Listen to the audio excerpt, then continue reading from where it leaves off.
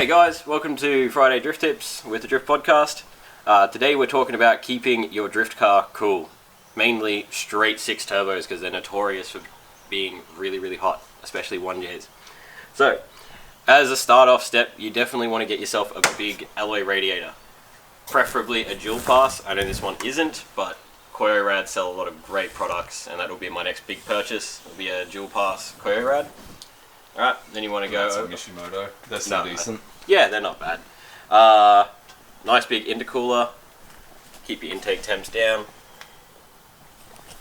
Huge oil cooler if you're in Queensland, because we have like super hot summers. And your oil temp is what is going to overheat your motor really quickly here, because you're like constantly thrashing on it, high RPM, a lot of ambient heat. It's ridiculous.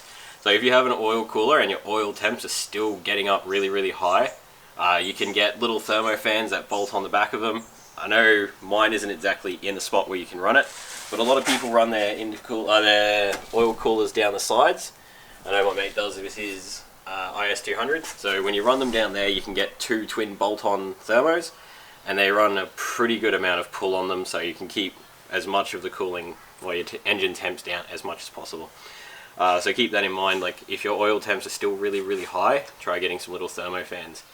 On top of that, when you have just a normal clutch fan, you're not getting a whole lot of airflow on the other side of your radiator, so it does pay while you have, nothing here. Well, yeah, as you can see, there's nothing here on the fan shroud side. But just make sure you're running a shroud. Oh, I don't know. I've never had a trouble. But yes. With you running a shroud, but if you're not running a shroud, you can run into a big issue. Yeah.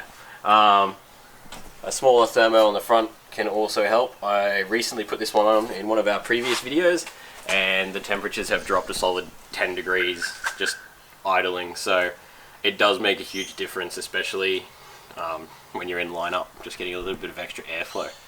Now, if all that hasn't helped keep your intake temps down, you can get yourself a little water sprayer setup.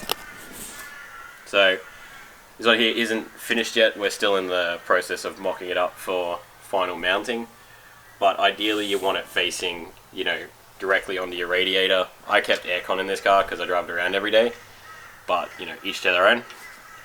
I think Trav used to have a separate sprayer for your intercooler as well as your radiator, didn't you? No, I've never had one set up for intercooler, but it is common. Yeah. So, worst case, you could probably do that. Your ideal ones are your mist sprayers rather than your direct spraying ones. They don't provide a lot of, dispersion. But we've got a couple of different ones set up here so we can show you. Ideally, you want to run this, out of the way somewhere. There's a few people in Japan that have actually got a couple of videos up where they've used Subaru WRX intercooler sprayers, and they've put them in the back of their S13s because they sit on the little underneath the parcel shelf really well. And I think they're about a 15-litre tub, so you're not going to run out of water anytime soon. For this case, we've just got a little washer bottle, which unfortunately due to RV intake piping, we can't really hide it anywhere. So we'll have to tuck it up under here. So it's just a smaller one, so we'll have to keep topping that up. But yeah, so the main purpose of this is to just keep it in your engine temps really cool.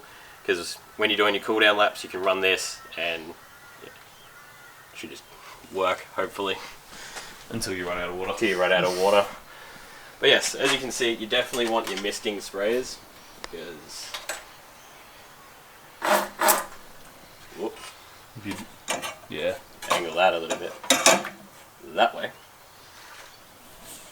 So as you can see, when you have a direct spray one, it's only spraying directly at your intercooler and not dispersing water all over it. Yep. Where these ones will spray a nice, even field of water, and you'll get more evaporative cooling effect.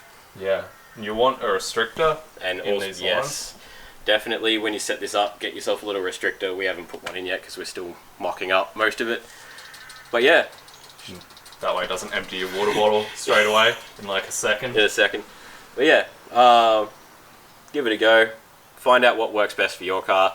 Like the 34 for this case, we'd like to put it in the back eventually. There's a nice big void in the quarter panel. So provided you don't hit a wall with it, you should be fine. But yeah, thanks for watching. See you next Friday.